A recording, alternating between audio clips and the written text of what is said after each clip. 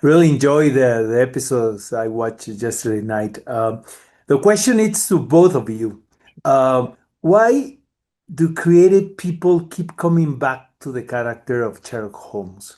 What happened with this character in particular that we have so many versions of it?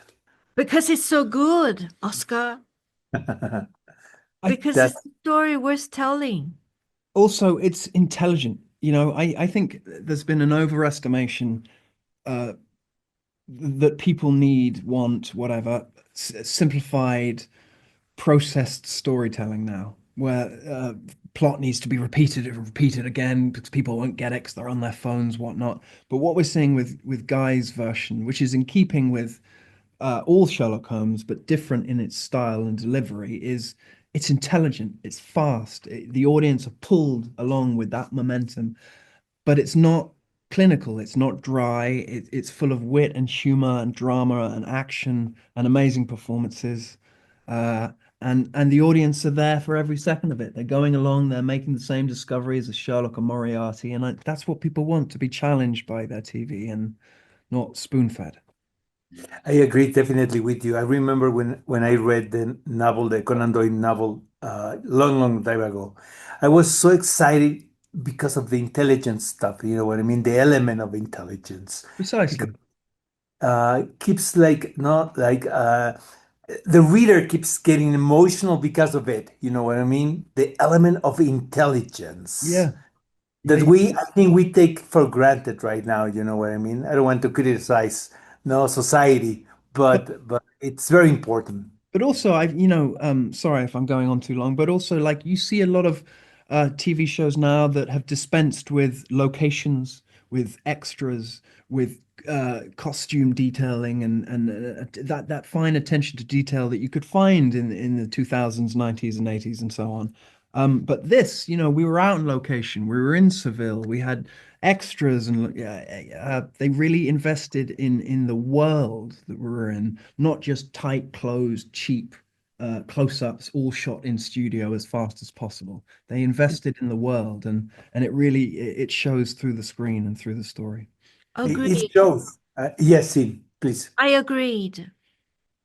You agree? Yeah. Yeah. What's the take scene of a Guy Ritchie on your own perception as an actress? What his interpretation of Sherlock Holmes? Guy Ritchie is the authority of Sherlock Holmes to myself, Yes, he is. to Yes, me, yeah. because I know about Sherlock Holmes' world mostly through Guy Ritchie, watching the films that he did, watching him giving me directions on the set, watching him like make the dialogues brilliant, rhyme with each other. That's how he likes working with him.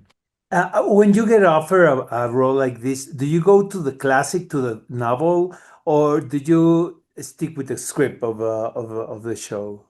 I'll be honest, I'm not much of a reader. I Uh, never have been, and so I didn't. I read a bit, and I certainly watched a lot. There isn't much in the original material about Mycroft, which is quite liberating. And then mhm. there's interpretations in the TV. But you go, you watch, you appreciate, you learn, you steal a couple of things here and there. But I think then you disregard, and you know that you're bringing your DNA, uh, your mind, and then you've got Guy Ritchie with his DNA, his mind, and his interpretation, and you let it all go and be present. And Guy changes everything, and I mean everything, at the very last minute. Just when you think you know where your footing is, he changes everything. And that again gets you further into the world of Sherlock, gets your mind further into the characters' minds. And yeah, so I watched it, appreciated it, but then disregard. What can you tell us about your character? It's very mysterious. She's a princess, but with certain physical abilities, you know what I mean? For I have seen, you know. She's a scholar. She's a martial artist. Yeah, she's a princess too. It's very enjoyable, guys, the TV series. Thank you very much for your time.